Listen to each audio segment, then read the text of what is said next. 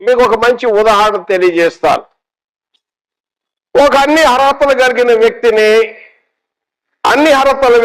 Select చేసుకొని recruit చేస్తారు ఒక సైనికుడిగా.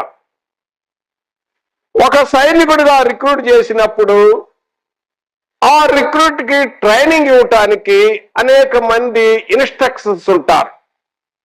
ఫిజికల్ ఇన్స్ట్రక్టర్ ఉంటాడు, పీటీ ఇన్స్ట్రక్టర్ ఉంటాడు, డ్రిల్ మాస్టర్ ఉంటాడు, వెపాన్స్ ట్రైనింగ్ మాస్టర్ ఉంటాడు, వెపాన్స్ ఆయుధాలు ఏ విధంగా వాడాలో తెలియపరుస్తాడు, టెక్నికల్ టీచర్ ఉంటాడు. అదేవిధంగా మళ్ళీ ఎడ్యుకేషన్ చదువు కూడా నేర్పుతారు, ఇంకా మళ్ళీ ఆటలు కూడా నేర్పుతారు.